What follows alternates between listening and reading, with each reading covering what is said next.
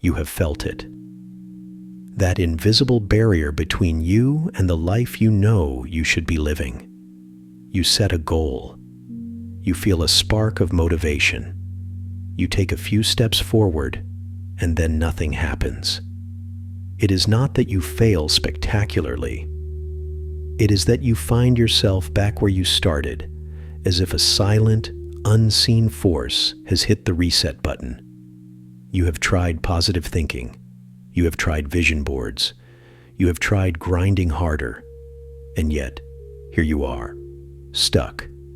What if I told you that this feeling is not a lack of discipline? It is not a spiritual test. It is a biological program, a pre-installed operating system running in the background of your own brain. It is called your safe mode. And from this moment forward, you will never see your own potential the same way again. Your brain's primary mission is not your happiness, your wealth, or your enlightenment. Its number one non-negotiable job is to keep you alive. And to do that, it has a master program that constantly runs in the background. This is your safe mode. In the world of computers, safe mode is a basic state that uses only essential programs to protect the system. It is limited, but stable. Your brain has an identical setting. Neuroscientists call it the default mode network, or DMN. This network is the seat of your ego, your autobiographical self. It is the voice in your head that narrates your life. Its entire purpose is to keep you safe by keeping you predictable. It does this by constantly comparing your present moment to your past experiences. It uses yesterday's data to predict and control tomorrow's outcomes. This is why you feel stuck. Your safe mode is actively filtering your reality. When you have a new, expansive idea, a business concept, a desire for a new relationship, a goal for your health, the DMN immediately cross-references it with your past. Have you tried this before and failed? Did someone like this reject you? Have you ever been financially insecure? If the answer is yes, the DMN flags the new idea as a threat, a deviation from the known, safe path. It then generates the feelings we associate with being stuck: anxiety, procrastination, self-doubt, and that heavy, lethargic feeling. These are not character flaws. They are sophisticated biological countermeasures. Your own mind is creating them to sabotage your growth, because from its primitive perspective, growth is a threat to the stable, known existence that has kept you alive so far. You are not lazy. You are being protected into paralysis. The most insidious part of this process is that you do not even notice it happening. Safe mode does not announce itself. It operates beneath your conscious awareness. It works through a series of automatic, subconscious loops. Let us break down the hijack, step by step. First, there is a trigger. You decide you want to change. You declare, "I am going to become a public speaker." Instantly, your safe mode network activates. It scans your memory banks. It finds a memory of you stuttering in a school play. It finds the feeling of embarrassment. It finds a time you were criticized. This data is compiled in a microsecond. Second, it generates a protective emotion. It does not send you a logical message like, "This is statistically risky." It floods your body with a wave of anxiety. It makes your chest feel tight. It makes your mind go blank when you try to practice. This is a biological command to stop. Third, and this is the masterstroke of the hijack, it creates a rationalization. Your conscious mind, desperate to make sense of this sudden anxiety, creates a story. You know, maybe public speaking is not for me. It is not my authentic path. I am more of a behind-the-scenes person. This thought feels like a wise, insightful realization, but it is not. It is a prison guard whispering a lie that sounds like wisdom. This is the feedback loop of being stuck. A new idea triggers the DMN, which generates anxiety, which your conscious mind rationalizes into a limiting belief, which then gets stored as new data for the DMN to use against you next time. You are living inside a self-reinforcing cage built from your own past. Every attempt to break free only adds another bar to the prison. This is why willpower fails. You are trying to use the conscious mind to fight a subconscious, automated program. It is a civil war you are designed to lose. But this war ends today. The key is not to fight the safe mode program. You cannot defeat it with brute force. Any effort you make from a place of struggle is just more data it will use against you. The real solution is to learn how to gracefully switch the brain's operating system. You need to learn how to put the brain into a different mode entirely. A state where creativity, connection, and fluid intelligence are the primary functions. This state is called coherence. It is the opposite of safe mode. In coherence, the brain is open, receptive, and synchronized. It is no longer trapped in the loop of past data.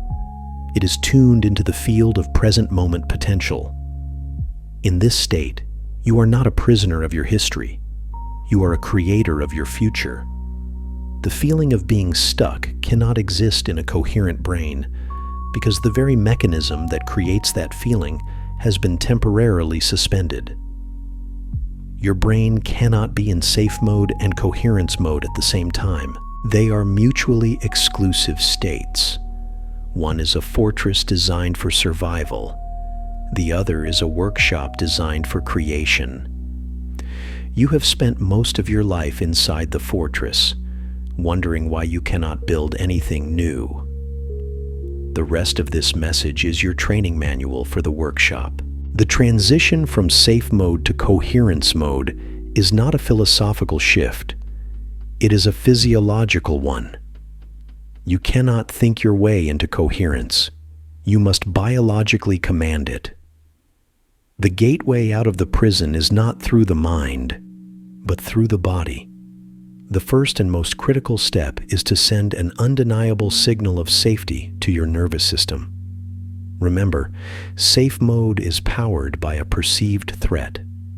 As long as your body feels tense, your breath is shallow, or your heart is racing, the default mode network remains in charge. It has the microphone. To switch modes, you must cut its power source. This is done through a direct, physiological override. We will use the most powerful tool you have, your breath. This is not relaxation breath work. This is a system command. Here is the exact sequence. Inhale slowly through your nose for a count of 4 seconds. Hold the breath comfortably for 4 seconds. Exhale slowly through your mouth for 6 seconds. Hold the emptiness at the bottom for 2 seconds. Repeat this pattern 3 to 5 times. The extended exhale and the hold at the bottom are not arbitrary. This specific rhythm is a key. It directly stimulates the vagus nerve, the command center of your parasympathetic nervous system, which is responsible for rest, digestion, and safety. You are not trying to calm down. You are issuing a bioelectrical order that bypasses the conscious mind and speaks directly to the brainstem. The command is clear. The threat is over. Stand down. When you do this, you will feel a shift, a subtle release of tension in the shoulders, a quieting of the internal chatter. This is the sound of safe mode relinquishing its primary control. You have just manually switched the first and most important lever. Once the body has received the safety command, you have a narrow window of opportunity. In this quieted state, you must now perform the second step. You must shift the very source of your identity. You have spent a lifetime identifying with the voice of the safe mode network. You believe you are the one who is anxious, the one who procrastinates, the one who is stuck. This is the illusion. You are not the voice. You are the awareness hearing the voice. The moment you feel the quiet after the breath exercise, pose a simple, internal question. Do not try to answer it with your mind. Feel the answer. The question is, what is aware right now? Feel the space of awareness that is hearing these words. Feel the consciousness that is aware of the sensation of your body in the chair. This silent, observing presence is you. This awareness is not limited by past data. It is not stuck. It exists only in the timeless present, and it is from this place that all true creation emerges. Anchoring your sense of self here, even for a few seconds, is the second critical switch. You are moving from being a character in the movie to being the screen upon which the movie is projected. The character can be stuck, but the screen is always free. Now, from this place of quiet awareness and physiological safety, you can introduce the third and final step. You can now plant a new command into the fertile ground of your nervous system. This is where you redefine your reality. But you must do this correctly. Do not try to visualize a specific, detailed outcome. The safe mode network will attack specific images with past data. Instead, connect to the core feeling of your desired state. What is the essential emotion of being unstuck? Is it freedom? Is it peace? Is it effortless flow? Find that single core feeling. Now, feel it in your body, not as a future hope, but as a present moment echo. Imagine this feeling is a vibration already humming inside your chest, and you are simply turning up the volume. You are not creating it from nothing. You are tuning into a signal that is already broadcasting from the timeline where your freedom is a fact. Hold this feeling for just 15 to 30 seconds. Marinate in it. Let it resonate through your cells. This feeling is the antithesis of the stuck frequency. It is the code that overwrites the old program. After you have bathed in this feeling, you must complete the process with a final act of surrender. This is the ultimate bypass of the safe mode, which always demands a plan and a timeline. Internally, state your release. I am open. I receive. I allow this to unfold in perfect timing. Then, let it go completely. Release all mental effort. The programming is complete. You have successfully executed the 3-step protocol to disable safe mode. You have sent the biological signal of safety, anchored your identity in present awareness, and injected the new emotional code. The static of the old station will try to return. When it does, and it will, do not fight it. Acknowledge it as old data, a ghost signal from a decommissioned tower. Then, without judgment, gently return your focus to the feeling of your breath and the core feeling in your chest. Consistency in this practice is not about repetition for the sake of it. It is about strengthening the signal of the new network until it becomes the default station your consciousness is tuned to. This is how you stop living in the fortress and start creating from the workshop. The true measure of this new protocol is not what happens during the practice itself, but how it begins to rewire your daily life. This is where the transformation moves from a concept to a tangible reality. As you consistently switch from safe mode to coherence mode, you will initiate a process known as neuroplasticity. Your brain, which was once a rigid record of your past, begins to physically reshape itself. The neural pathways that reinforce the feeling of being stuck, the highways of anxiety and self-doubt, start to weaken from lack of use. Simultaneously, new pathways are carved. These are the trails of calm awareness, of intuitive pull, of the quiet certainty that comes from operating in the present moment. This is not a metaphorical rewiring. It is a biological one. Your brain is literally building new hardware to support your new software. You will notice the effects first in small, subtle ways. A situation that would have previously triggered a spiral of worry now barely registers. An old limiting thought arises, but it feels distant, like an echo from another room, and it passes without pulling you into its story. This is the first evidence that the fortress walls are crumbling. You are no longer a prisoner reacting to every alarm bell. You are becoming an observer, choosing your response from a place of quiet power. This internal shift creates a ripple effect that extends far beyond your own mind. As your internal state stabilizes in coherence, the external world has no choice but to mirror it back to you. This is the physics of resonance, and it is the most practical tool you will ever possess. The people, opportunities, and circumstances that once reflected your stuck state will begin to feel dissonant. You may find that certain relationships naturally drift apart, not with drama, but with a quiet sense of completion. This is not a loss. It is the universe's elegant way of removing what no longer matches your frequency. In their place, new connections will appear. You will meet people who seem to speak your new language, who understand your vision without needing it explained. Opportunities will surface with an almost magical sense of timing. A chance encounter, a sudden insight, a solution to a problem you had been struggling with for months appears out of nowhere. This is not luck. This is the logistical side of coherence. When you stop broadcasting a signal of confusion and resistance, the intelligent field of potential can finally get a clear read on your location and deliver what you need. You are no longer chasing your destiny.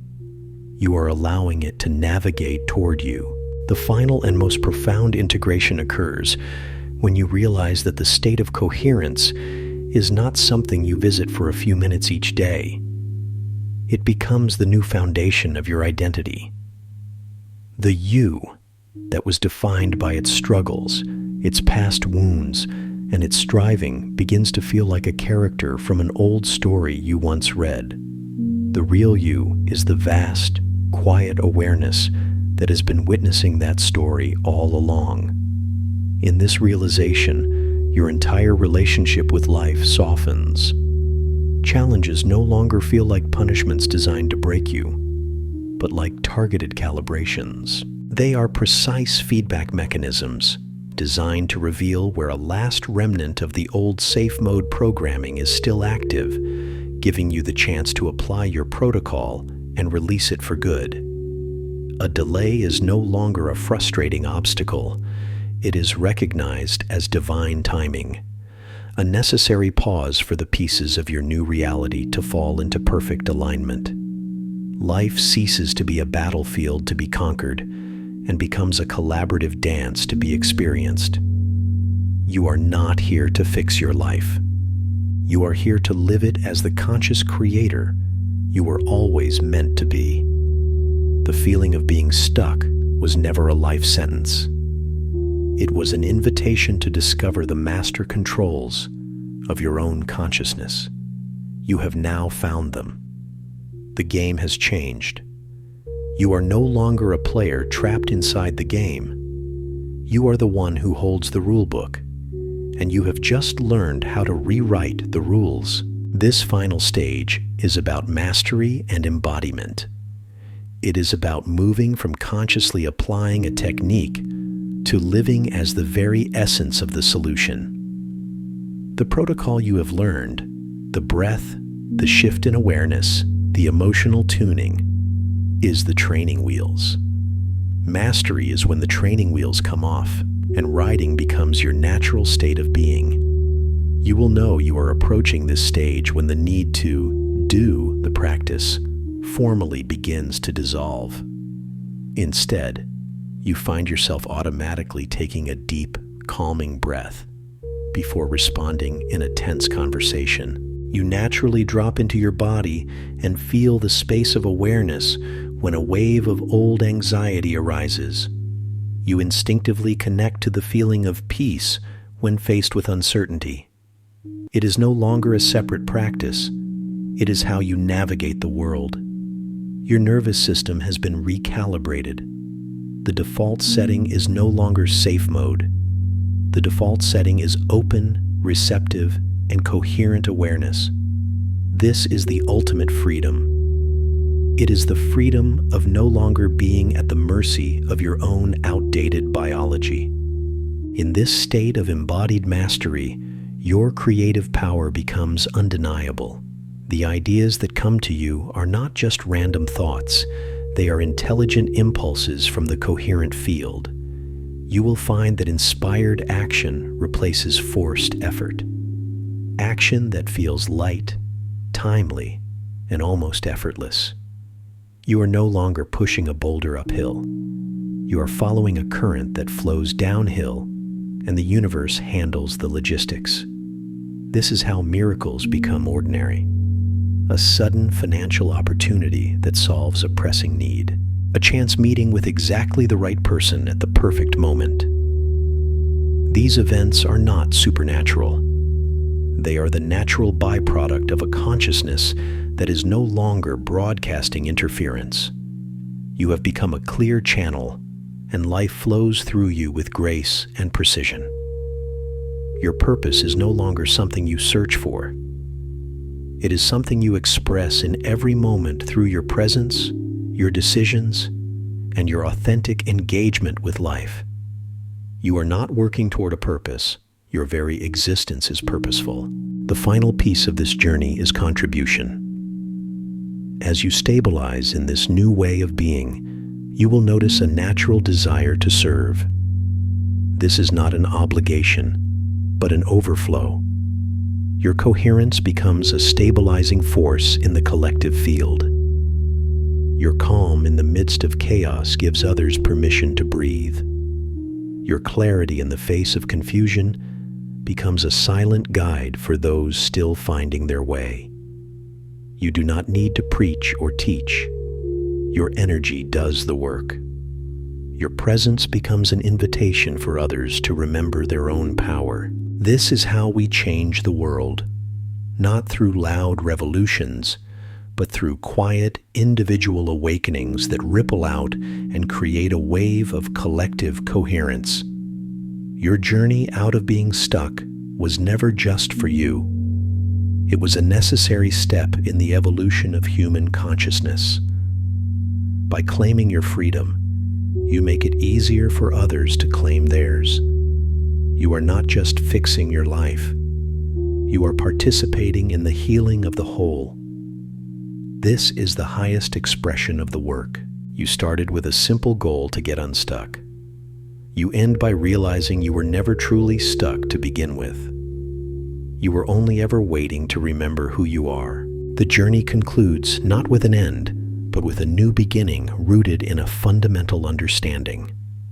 The stuckness was an illusion, a phantom created by a biological safety system that had overstayed its welcome. You are not a problem to be solved, but a potential to be unleashed. The practice of the protocol, the breath, the awareness, the feeling, is not a lifelong sentence of maintenance. It is a catalyst. Its purpose is to propel you into a state of being where the technique becomes obsolete because its essence has become your nature.